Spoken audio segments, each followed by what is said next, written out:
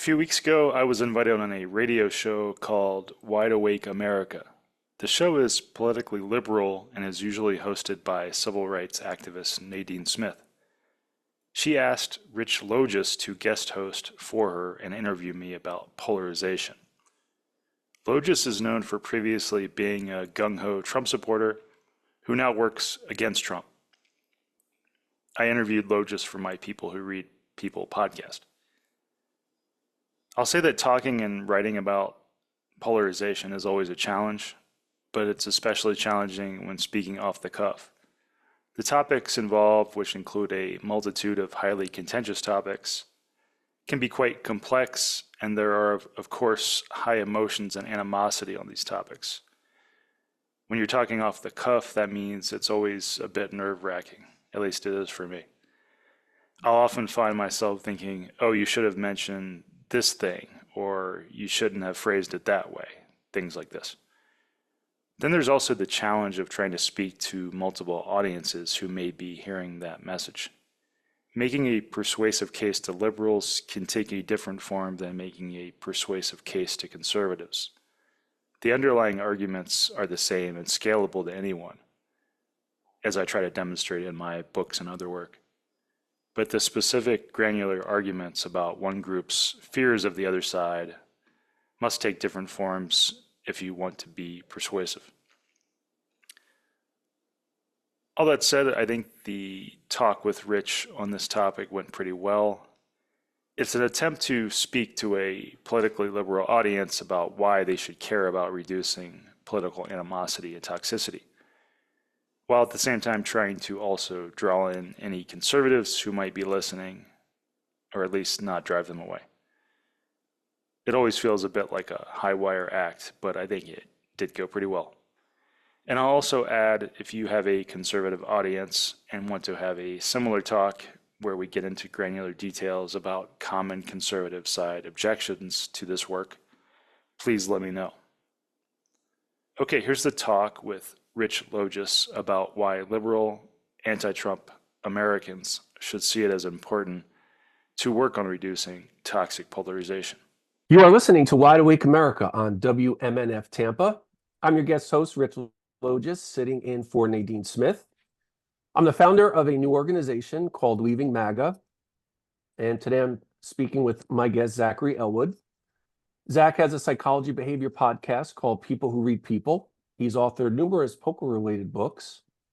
He's produced videos related to the topic. He's served as a consultant for 2 World Series of Poker main event players who made it to the final table. He's penned research into online deception. He has another book that he's penned on political polarization entitled Diffusing American Anger. And he has a brand new book out entitled How Contempt Destroys Democracy. Zach, I want to thank you for being with us today. Thanks, Rich. I appreciate it. It's great to be here. I just want to say at the outset here that as part of Leaving MAGA, how much I have actually learned from you in the almost year that we've gotten to know each other. And I think a lot of what we're going to talk about today is going to, in a very healthy and positive way, perhaps challenge some beliefs of those and some preconceptions of those who are going to hear this. So I think a good starting point will be, I'd like for you to talk a little bit about the new book, How Contempt Destroys Democracy. And also as part of that, how did you get to this point? Take us through how you have very clearly this expertise in behavior and psychology with the poker-related works, and then looking to transition and complement that with the work on political polarization. So get into a little bit about the details of the book, also your journey and how you got here, and really what some of your motivating factors were to get into this point. Sure. Yeah. So the new book, How Contempt Destroys Democracy, is for a liberal and/or anti-Trump audience, and that makes it different from my first book, which was aimed at all Americans. That one was Diffusing American Anger, and that one was honestly probably too broad. Like I realized afterwards, I should probably it was a little easier to make it for specific audiences, which led to me writing the How Contempt Destroys Democracy. And yeah, that's out now. I'd say I do want to preface this with saying these topics are just so hard to talk about. So I will say, if people are curious about these things and want to learn more, have doubts, skepticisms, I really hope you check out my work and the other work of some smart and compassionate people who work on these problems and work on some similar things. So, yeah, regards to my journey, like many people, when Trump was elected in 2016, I was very angry, very frustrated. I did a lot of venting online. I did a lot of insulting of Trump voters and Trump and other Republicans online. I even, at one point, I created my own Trump is garbage bumper stickers and sold them online, which actually made a pretty good amount of money on that. And then around like 2018 or so, maybe earlier, I started thinking maybe I'm part of this problem, this toxic polarization problem of amplifying divides. And I started getting curious about how conflict works and how polarization, political polarization works, how it's played out in other countries. And I have a psychology podcast, which is unrelated to polarization, people who read people. Uh, and for that podcast, I was interviewing many people before leading up to my interest in polarization. It was mainly focused on general psychology and behavior. But as I started getting interested more in polarization and conflict, I started having more people on to understand the roots of our toxic divides. I interviewed, for example, Jennifer Lynn McCoy. That was my first interview on polarization. And that was eye opening. That kind of led me down a rabbit hole of learning more and more about these kind of feud-like characteristics of polarization, where each group starts forming its own narratives focused on the worst and most extreme people or extreme behaviors on the other side, into a mutual radicalization process or just mutual animosity producing. So I started really getting curious about these things, and I read, for example, Erica Edelson's book, which is Beyond Contempt, and she's a very progressive person who wrote about the very insulting and condescending things that you can find liberals saying about conservatives in the mainstream media, on late night TV, on news and entertainment, these kinds of things. And she was making the case about how liberals contribute to the toxicity of the divides, often without knowing it. And I think that's an important point. And I read quite a few books on these kinds of things, like Richard Rorty's book, Achieving Our Country, which also delved into liberal side contributions to these things. And Rorty was a politically progressive person who, one of the things he pointed out in his book that he was known for, he wrote it back in 99, I think, he predicted that some extreme pessimism on the part of liberals and liberal philosophy and liberal academia would lead to a belligerent far right president one day. And his description of that person sounded to a lot of people like Trump in hindsight. This is just to say all these things started making me realize uh, things that aren't often talked about in mainstream culture about how these divides progress, because I think there's a real tendency in any conflict for people to avoid talking about things on their side, quote, their side, that their political allies and peers, things that contribute to the toxicity of the conflict. So that's what got me into these things. And the reason I focused on these things in my podcast and how I went down the rabbit hole of writing my books is mainly because I feel like if I can do a small part to draw attention to those things, I can just be part of healing the conflict a bit and healing the root causes of the toxicity of the conflict. And I just don't think we focus on those things enough as a society. I think these are really hard things to talk about because there are things to be upset about, there are things to be angry about. And I think that can steal our attention away from how we work on the root causes of the conflict. So that's a little bit about what led me here. And honestly, when I started out, I didn't. When I wanted to write my first book, I was like, oh, maybe this will take me a few months. And that was 2+ years ago. And then I wanted to write something a little bit more concise for a liberal audience. So I worked on this thing, How Contempt Destroys Democracy More. And yeah, so that's a quick review. Thank you for that. So one of the traits that I really admire, Zach, about your work is that, especially on the podcast, is that you do something that I think inherently a lot of us are afraid to do. And I don't think it's ideological or partisan, is that you do invite guests on where you know there's probably going to be some difference of opinion. Maybe you could take a certain topic, same topic, or you could look at it a particular certain way. And what I get out of the content, though, what you're producing and the books and the writings and the podcasts, is that one of the bases of forming Leaving MAGA is that I am wagering what I hope to be, I think is true, is that I think that most Americans do have a pretty broad concurrence and agreement on a very wide swath of issues.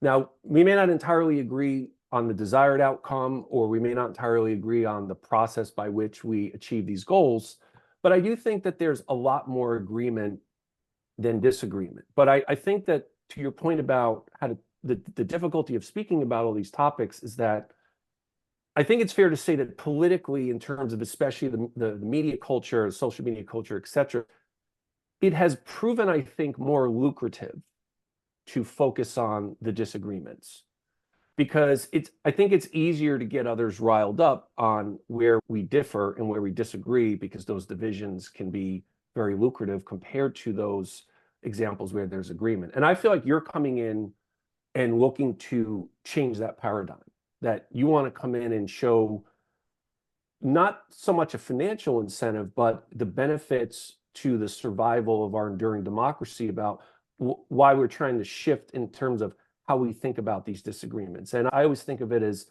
healthy versus unhealthy conflict, because conflict is inevitable in everything. And in politics, the temperature gets hot real quick.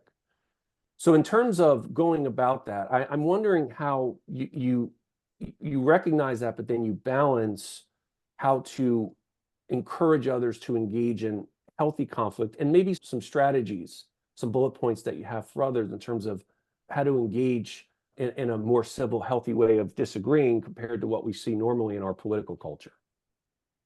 Yeah, I think there's quite a few things in that area. I mean, for one thing, one of the things I focus on in my work is just how easy it is for us to disagree on the most simple things. For example, and so many issues that we have conflicts over, have disagreements over, are quite complex, right? It's like immigration is a very complex problem, what to do about it. You can easily reach different conclusions. Rational and compassionate people can easily reach different conclusions about what to do about those things.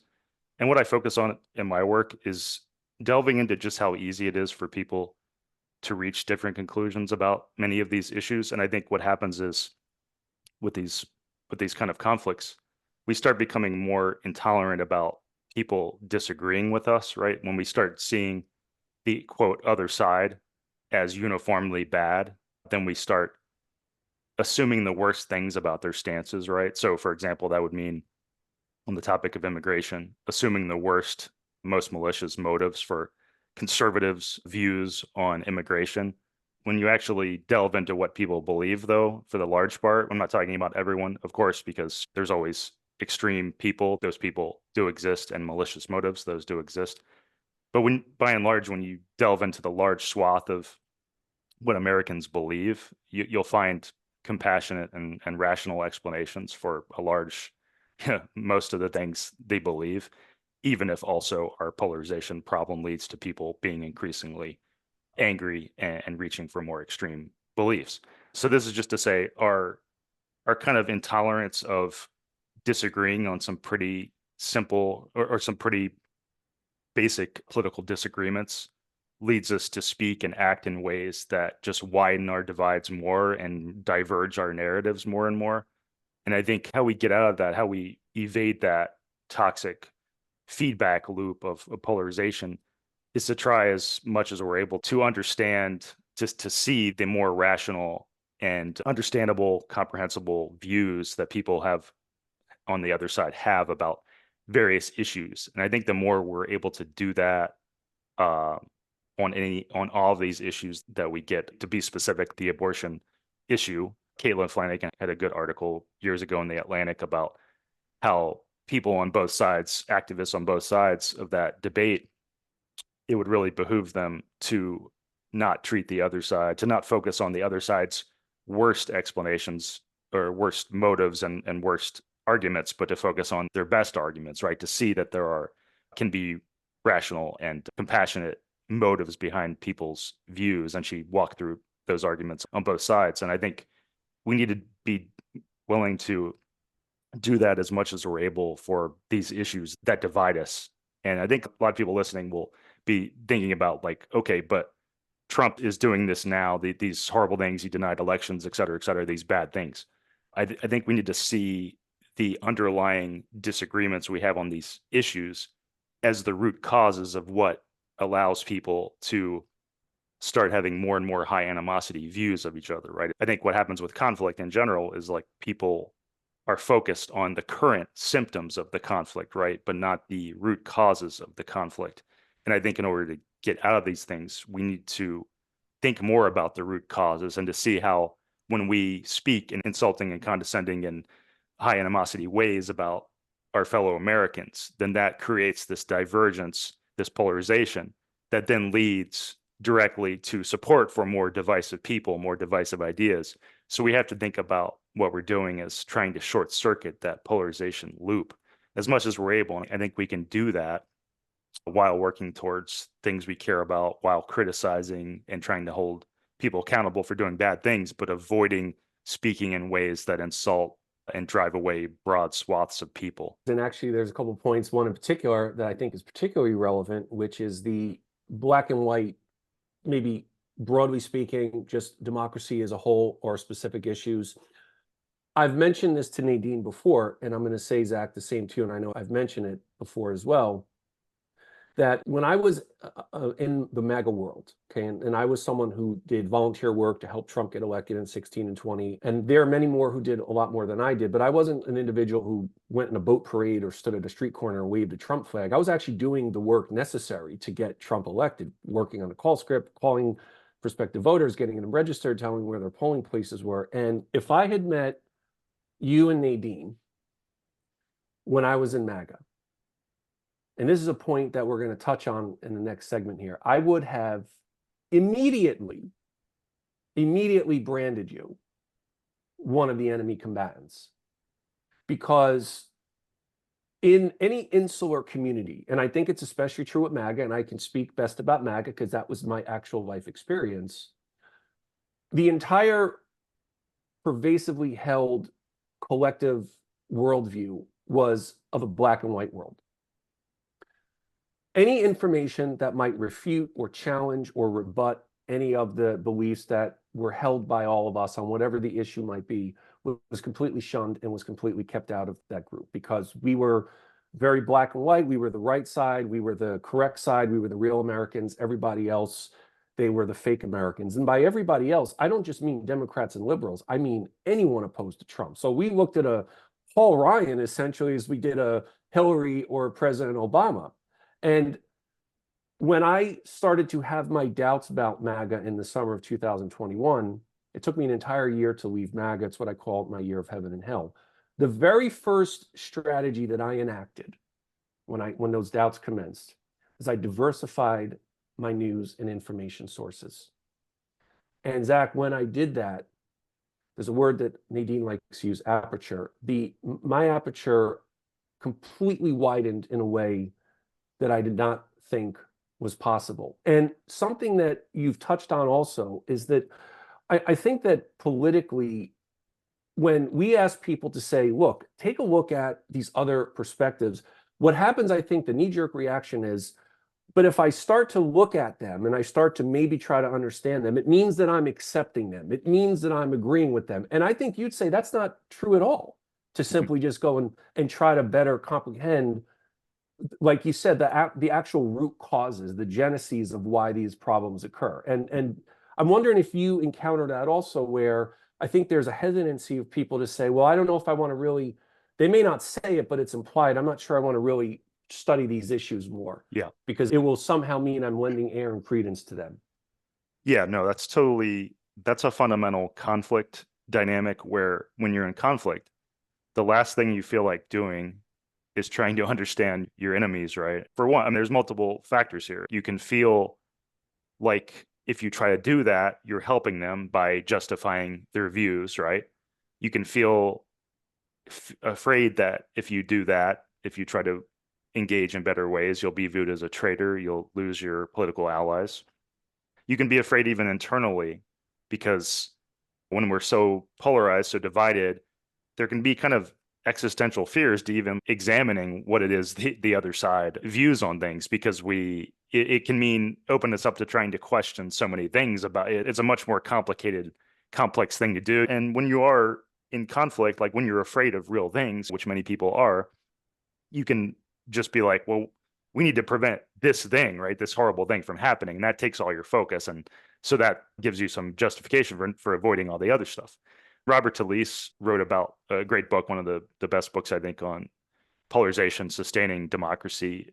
And one really great thing he goes into in there is about how polarization, extreme conflict fractures alliances, it fractures our relationships, even with politically similar people. Kind of like you were saying, you viewed Paul Sure. Ryan just as bad as the Democrats or whatever. It's like we can see this on both sides. And for any conflict, you can find this where people start thinking in terms of, well, if these ideas are associated with, quote, them, the bad guys, then anybody who has these ideas, even if they're politically similar to me, has now been grouped into the bad guys. Arthur Brooks had a good quote about this. It was something like, when you start to see the world in us versus them ways, more and more people become them.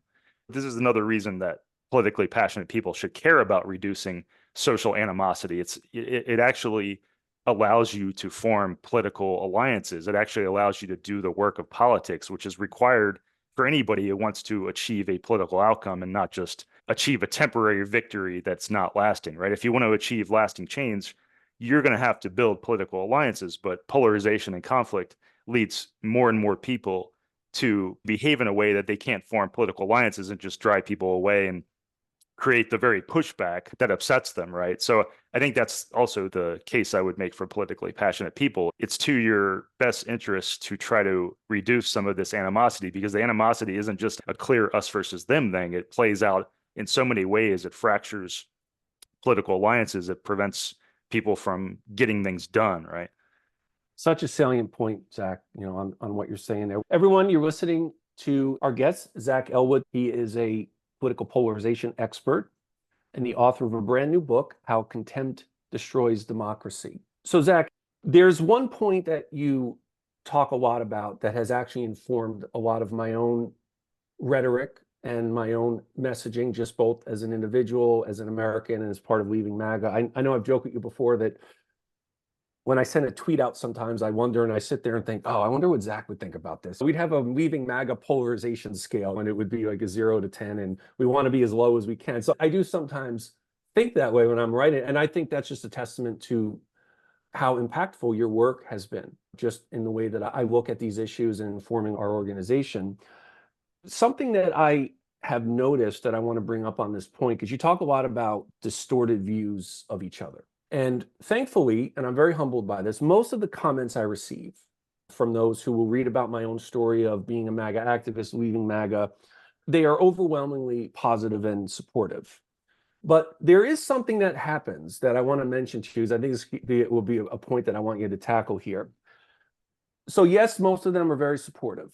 There are two other types of comments, though. There's those who identify as very pro-Trump, pro-MAGA, and they'll make statements such as, you were never really a Trump supporter, you never MAGA, you must be a paid Democrat operative, which I always say they're giving me way too much credit for thinking I could pull off a conspiracy like that. But then there are those who very clearly are anti-MAGA and anti-Trump. And what they'll often say to me is, well, Rich, I'm happy that you left. I hope that your transformation was genuine, but I'm still skeptical. I'm not really sure. You seem a little too good to be true. Someone just recently, Zach, found the date that I registered the domain for Leaving MAGA and was trying to use this as evidence, right? If we were in a trial and say, I don't know if this guy truly, really left, and I think what the pro and anti-MAGA people probably don't realize about each other is that they're approaching in almost an identical way. Take us through how we can be a little more self-cognizant of, am I saying something about this person or this group that's coming from a place of distortion rather than a place of objectivity? Not an easy task, but deconstruct that for us a little bit in terms of how those who are listening could take that track, whether it's about an individual or a party or an organization or a particular issue. Yeah, it's It is this fundamental thing of when we're in conflict, when we start forming these divergent narratives, high animosity, divergent narratives that we look for evidence of things that support that, right? It's like any bias, right? It's like when we have that view of the world, we start filtering for all sorts of offenses, all sorts of things that build up our narrative that support that narrative, right? So, and I write in my books about how conflict basically makes us more paranoid, right? We reach for the worst case interpretations so often of things, and then those interpretations in turn amplify the conflict, right? So, for example, if somebody was telling you, I don't trust you, I don't trust your backstory because you were once the bad guys from their point of view, the they're going to look for evidence that supports that, right? They saw that you registered your website recently. That's another, throw that into the mix of evidence that Right. shows that you can't be trusted. You just started doing it. How long have you really been doing this? What have you really said? I just think all of these, and I mean, I see this every day. It's this social media is just full of these things. You see these really dark interpretations of things, really confident too. That's the other thing. It's not just could that be the case? Many people reach for very certain framings of what things mean and what they pretend, what things might be coming based on these events.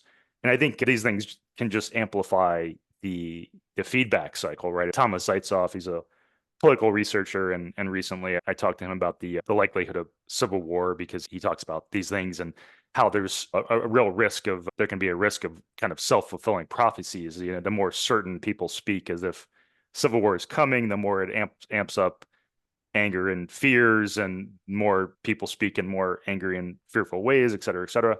So I think it is really good for people who want to get out of that cycle. I think it's really good to examine when you learned you were wrong about a really pessimistic view you had, right? So, for example, somebody coming to you and thinking you're deceptive in some way, or interpreting a news item in a way that turned out to be completely wrong, right? And I think it's good to examine when we are wrong as a way to say, hey, maybe my most pessimistic views are sometimes wrong, and maybe that should give me pause and also should make me wonder, am I part of the problem and sometimes driving people away? So, for example, a dynamic I often see online in this area is people overreacting, reacting in inaccurate ways to news items, and it comes out that they were completely wrong, and people are like, "Oh, so what? It's a drop in the bucket compared to the major things going on." But I think what they don't see is that those overreactions are what the quote other side uses to be like, those people are nuts. Look at the how often they're wrong about these reactions they have. Look at how inaccurate and nutty their reactions are sometimes. So for people who actually want to persuade other people of their political views, it doesn't.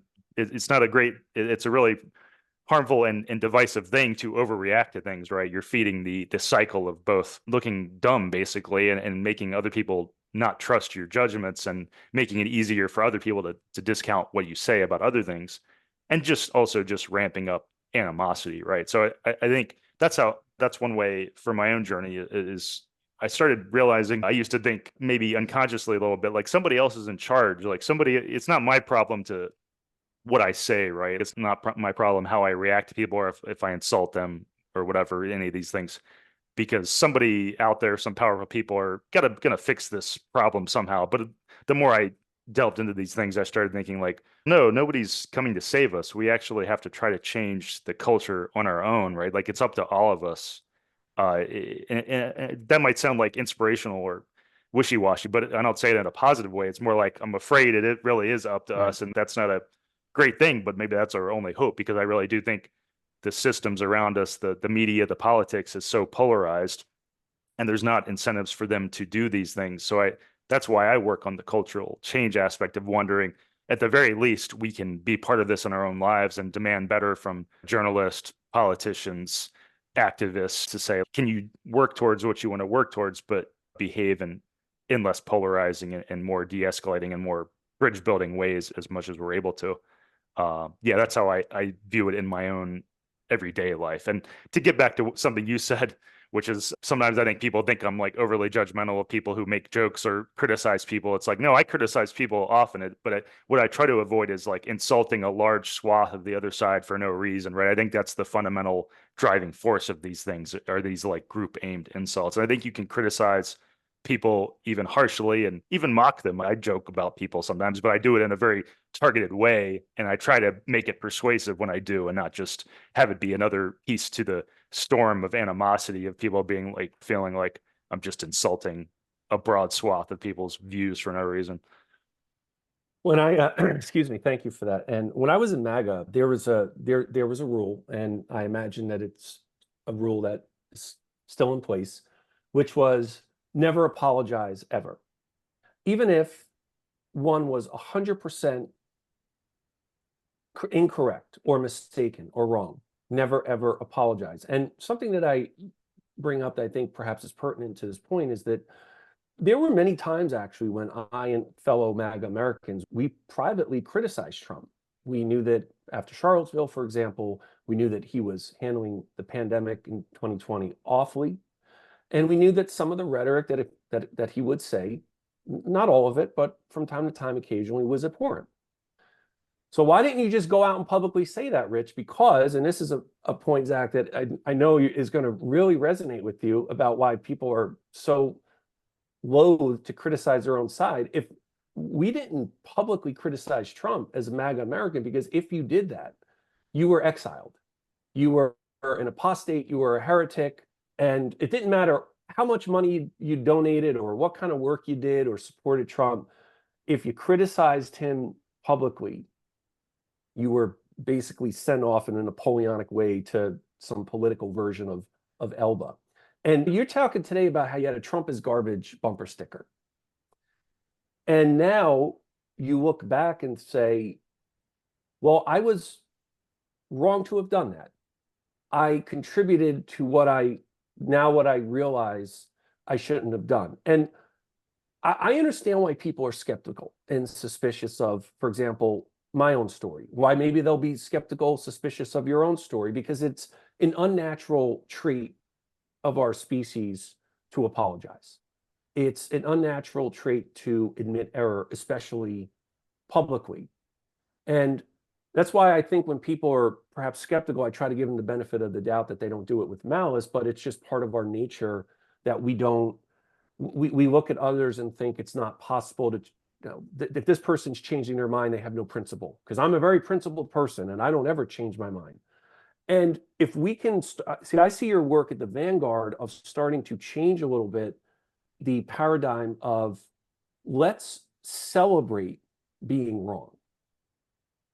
Societally, let's talk about how admitting mistakes and changing our minds actually advances our democracy. Because you're talking about unlikely alliances a moment ago. And I've always said, and historians could say this better than I, that if you think about constitutional equality progress in American history, the abolition of slavery, women's suffrage, civil rights, gay marriage, any issue you want to put under there, one of the primary reasons that progress occurred is because people changed their minds. It's because people said, well, I used to support segregation. I was wrong. It's not constitutional. And when you're saying about American democracy, there is no other nation in the history of the world like the United States. And so we, not in an isolationist way, but we are largely left to ourselves to figure this out. And I think your work is honing in on that we may not, some of us may make statements that we don't think are damaging our democracy, but in fact, they really are. And I think all you're doing is very honestly and respectfully, in a humanizing way, showing how people can contribute to our ills without them knowing it. Yeah, exactly. I think we fundamentally are bad as humans at how we behave in conflict. I think our instincts for how to behave in conflict are often what drive the conflict deeper, and that's why you can find so many conflicts ramp up so suddenly, whether it's interpersonal conflicts or large national, international conflicts.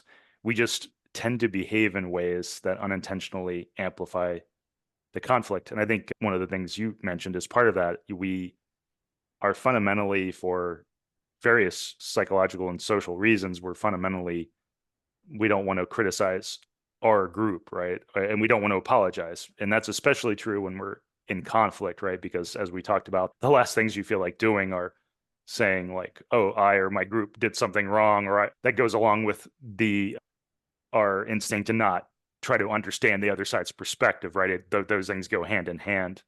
But I think those things, the things I focus on, I end my book with a one of the things we can try to do more is criticize our group, and not just not about criticizing their beliefs necessarily, but about the divisive aspects of their behaviors and their language, right? So it would take the form of something like this is something you'd basically never see, but it would take the form of a congressperson being like, my fellow Democrat congressperson, I largely agree with your viewpoint, but you're speaking in extremely insulting ways to the other side in a very unhelpful way that isn't accurate. You're creating distorted perceptions of the other side. You're insulting them, and it's not helpful. Like, we're not going to solve this problem. Get on the same page or find a compromise if we constantly insult each other. So just to say, a path to a healthier future does require people pushing back on their own to their own political peers, and that path, with a better understanding of how conflict and polarization works, we would see more people doing that. But the way it is now, there are just so many incentives against that, and people don't want to do that. Like, there's no internal drive either. But I think, one of the reasons that's so important, research shows, for one thing, that criticizing or disagreement amongst a group a group in conflict, two groups in conflict, when the one group sees disagreement amongst the other group, it actually lowers the first group's animosity, because they realize the other side is not a monolith. They realize the other side is not this all the same group that are all as extreme as we perceive they are.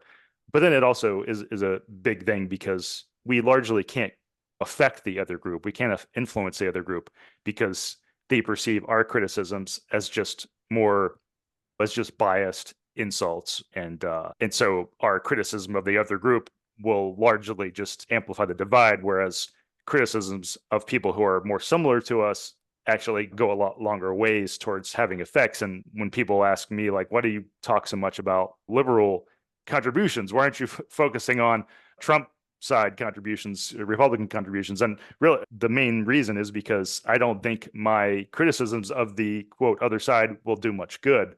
Whereas, and I like to highlight when I see conservatives doing what I'm doing on the other side, and people are sometimes shocked to know that those people exist, but that they are. There's plenty of people doing that work and trying to lower animosity. Jefferson Shoup comes to mind. He wrote a young adult book aimed at depolarizing ideas. He's a conservative. He has a Substack where he talks about these kinds of things. And I think there's plenty of people. I think we often tend to focus on the most extreme people on the other side, and then we have a feeling like, oh, they're all like that. But the truth is, as we saw with Trump in 2020, there were plenty of Republicans who did not do what Trump wanted. But I think you have to think of, if you're someone who is afraid of Trump, you have to think about, well, in the way I'm acting and speaking, am I driving those people further away? The people who also are on that side, who don't want to do the things Trump wants to do, or do the more extreme things. So that's how I view it. And it is really counterintuitive, like we talked about, because I think these are just not intuitive ways to behave in conflict. But I think that's part of the point, because our intuitions often just lead us to behave in such conflict amplifying ways. We're going to unpack that in a moment here. For all of you listening, thank you for being with us. We are here with Zachary Elwood. He is a political polarization expert and an author of a new book, How Contempt Destroys Democracy. I want to just stay on a moment, Zach, with the changing our minds, because when I was in MAGA, one of the beliefs that I held, and most of those around me held as well, is that the exercise and the work devoted to changing minds was futile. It was, to use the Greek mythological figure Sisyphus, push the boulder up the hill, it comes down the hill, you roll it up and down for eternity.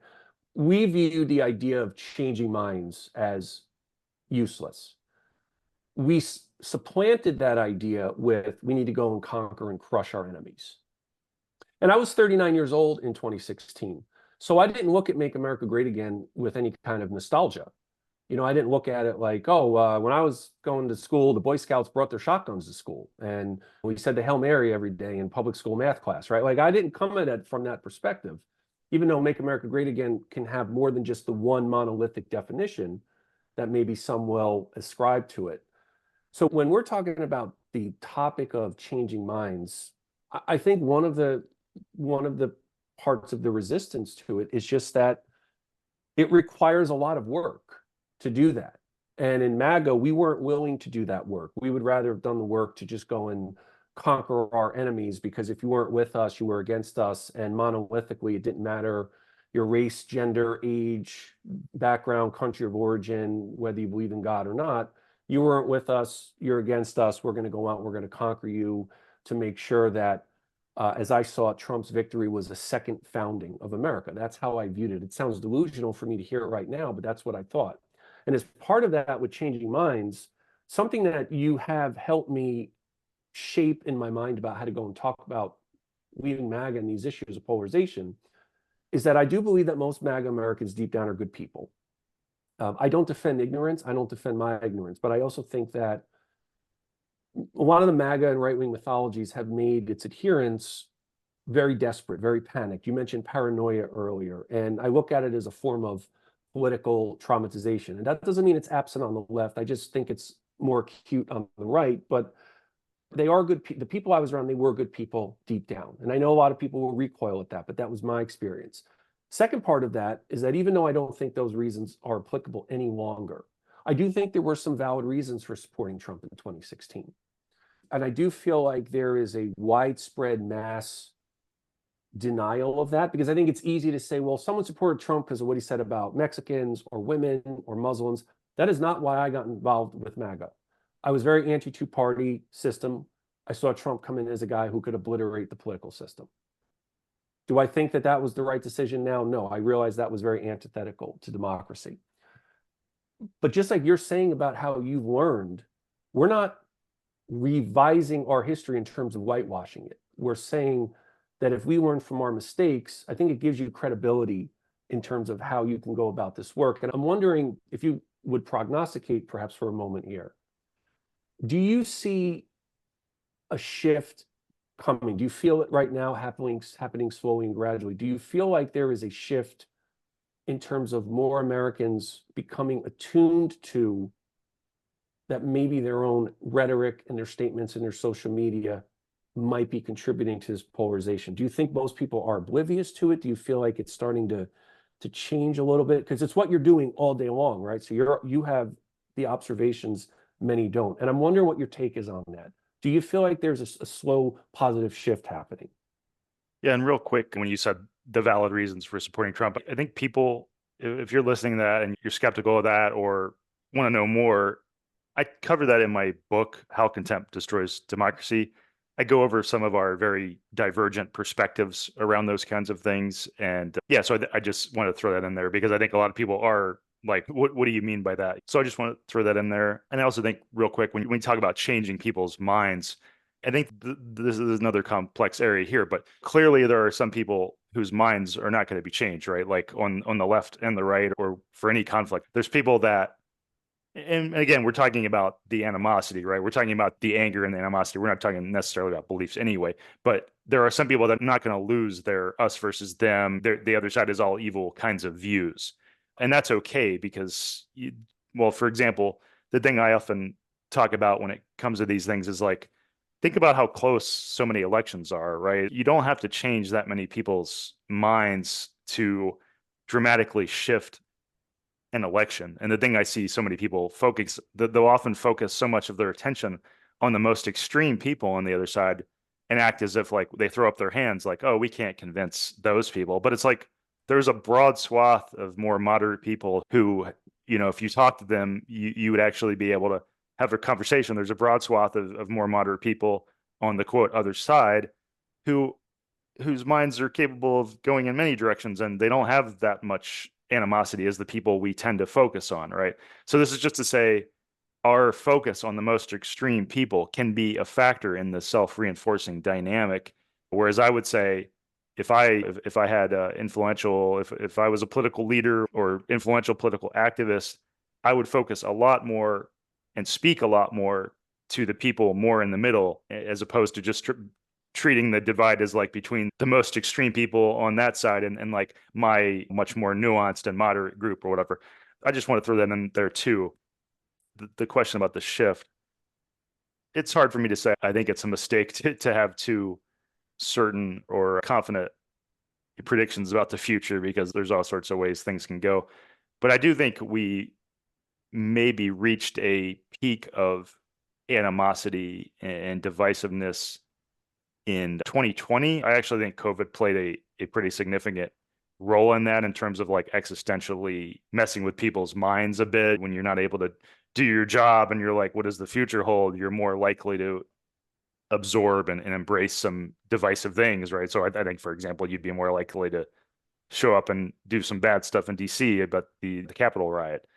Some people don't like when I say that, but I really do think on the left and the right in 2020, there you can, I think COVID played a substantial impact there. I do think it's possible that that was a peak and that we'll see how this year obviously will tell us a lot, but I do see a lot of more people willing to listen to these ideas. I mean, even just I keep an eye on the book space about these kinds of ideas, right? And there's lots of people writing books about depolarization to aimed ideas and similar things that I'm talking about, right? Like and I want to emphasize too, I'm clearly not the only person doing this. There's so many great books. There's Taylor Dotson's book, The Divide. There's Robert Talise's book, Sustaining Democracy. There's Daniel Stone's book, Undo Hate. And so there's all these people doing this great work and there's various organizations. But the point is, I've seen more and more of that. And I've seen people that I know who wouldn't have been amenable to those ideas on the liberal side, even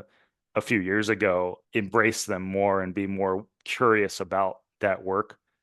And I think even on the conservative side, that's harder for me to get a glimpse of, but I have seen more people in that space doing those things too. Overall, it's hard to say too. These things are so complex. It's hard to get a handle on the vibe of things. It's hard to get a handle on what will happen if XYZ event happens in the near future with, say, Trump's cases or whatever happens with those, right? There's a lot of uncertainties, but I'm slightly optimistic, although mostly pessimistic. Well, I have this phrase I use, cautiously pessimistic. I do want to just publicly acknowledge and credit that you're taking on a line of work that I think is susceptible to some volatility in terms of how it can change. And there is just this particular skill and approach that's needed of adaptability. Because when you mentioned about COVID and the riot, whether someone wants to call it an insurrection or a riot, January 6th, better understanding January 6th, the forces who led to it, the fact that the most powerful person in the world rolled the red carpet out and directly, as I believe will show, coordinated with these groups, even though I think most of them were just, they got caught up in the moment. I'm not defending what they did. If they did it, they should be legally held accountable. But there were ones who actually initiated it, and Trump, we believe, was aware of that. So I came to better understand what had actually happened. But I don't think that, I think it's rare that you'll meet someone who is, for lack of a better word in this context, radicalized and became radicalized relatively quickly. Now, having said that, I'm going to maybe contradict myself a little bit because before Trump, I didn't consider myself left or right. I generally considered myself as a very anti-two-party, independent, probably down the middle type American. I voted, but I would always vote third party. I think for me, I actually fell prey to a lot of the mythologies about these existential threats against us. So in my case, maybe this is a case study where I am, I feel like I did become radicalized relatively quickly and I didn't realize it as it was happening. But I think for most people, that doesn't happen with them. And so COVID may have been a factor. Maybe it accelerated some of the extremism for them. But it's the way that you're talking about this is that you're really showing that it's not just right. It's not just that these are not black and white issues, is that there are these various parts and variables that inextricably link how we go from some point A to point B, but that point B I think can change often. And I feel like the work that you're doing is also taking that into account. And so I just want to publicly credit you for doing that because what I believe is going to happen is people are going to hear this and they're going to become a little bit more, not self-censoring, but a little more self-conscious about what it is that they're saying. Mm. And as part of leaving MAGA, one of the approaches I tell those who have friends and family in MAGA is I say, well, if you really want to help, and I trust that they do, you've got to be the one to initiate with those who are in MAGA and come to them and say, even if I don't agree, I want to understand some of these reasons why you support Trump. Mhm. And the resistance comes from, yeah, but if I do that, I'm acknowledging that those are good reasons. Well, no, not necessarily. You're just taking an approach to try to help them, as you say, want to leave MAGA. And as I see, you're trying to get people to leave this polarization that a lot of people are just unconscious of that they're engaging in. Yeah, well, thanks for that. I do see this work as fundamentally about empathy, and I think people can hear that and think they don't see things that way. To me, it's about trying to understand the human elements involved in all of these things, and to have some cognitive empathy or emotional empathy for people that just think very different things than us. And as I emphasized earlier, it's just so easy for us to wind up on different sides of narratives, right? If you start filtering for like the ways, if your primary filter for the world is like liberals are always calling, us racist for no reason, and they've treated Trump irresponsibly. Look at all these very untrue Trump Russia stories, and that becomes your narrative, right? That becomes like the way you're filtering, and there's plenty of things you can find in those areas, right? And so, just to say, there are pretty easy ways we can build up some very different narratives about the world, because the world is a very complex thing. There's always events going on. There's always people saying and doing things every day. The internet gives us all sorts of ways to filter for the things we want to use to build our narrative. So to me, this work is really at heart about empathy and compassion, and about how we engage with other people to create a healthier, better, less toxic, less dangerous world, right? Because I do think at some level we need to figure out how to do these things, because we are so prone to going down these toxic conflict rabbit holes, as we can see throughout history and throughout the world now. We're so prone to these things that I really do believe that if we don't solve those things as a society, at some level, we won't last so much longer as a species, because we're just going to have bigger and bigger weapons, and the us versus them conflicts will, we already have nuclear weapons, obviously, and other big weapons, but we're just going to have more and more things we can't even imagine coming out. I really do think it's an existential thing we need to solve, not just as a country, but as humans, to delve into our psychology and be more curious about that and talk about it more. That's the big thing too, is just getting out in the open, and examining some of these things is, to me, a big part of it, because we talk about it so little. So yeah, that's how I see the work. Yeah. And I don't think that's hyperbolic, what you just said. And you mentioned before about people, you wanted to make sure people don't misconstrue your feelings about Trump as how he was as a candidate and then as a president, and now as a candidate again, and then possibly as president for the second time. And so there is, even for myself, there is a balancing act. It's sincere, but there's a conscious balancing act I have of, yes, I think most MAGA Americans are good people. Yes, I think there were some good reasons to support him. I don't think those are applicable now, but there were at the time. But I also don't think it's an exaggeration to say, and this is me speaking here, Zach, not to put words in your mouth, that I do think a second Trump presidency does irreparably damage American democracy. And I don't know what that looks like, because nobody does.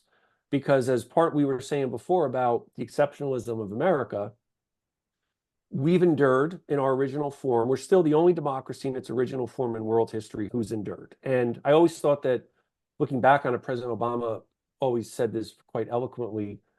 I didn't think he was born in Kenya and all of that stuff when I was in MAGA, but let's just say we didn't hold him in high regard. I've come to hold him in much higher regard leaving MAGA. But he always emphasized his point about democracy being hard. And one of the reasons it's hard is because change does not come quickly. And I think history shows that. And I think that the perception that we have as humans that change is happening quickly around us, again, I think that transcends ideology or partisan politics. It's in our nature to tend to think everything is changing around us really quickly. And I think that some of these really traumatic political mythologies, they exploit that perception and they say, look how fast everything's changing around you. You're losing your country. You're losing your values. This is, this is happening or that's happening. And I think people, if you hear something enough, just as I allowed myself to hear over and over and over again that Hillary and the Democrats were an existential threat, I fell prey to it. And I think that there are these two thoughts that can co-harmoniously exist. First is that we're responsible for our own rhetoric, our own actions. But second, that we are susceptible to being influenced. Mhm. And I think that those I meet who are very anti-Trump and MAGA, they like that first part. They like that part of, yes, take responsibility, yes, take accountability. I do feel like the second part, though, is maybe where there's a little bit of tension, because to your credit and many others, I don't feel like people who oppose Trump from day one get enough credit. I am showered with all of these thanks and these comments where I'm humbled by them. Like, good for you, Rich. Glad you saw the light, your epiphany.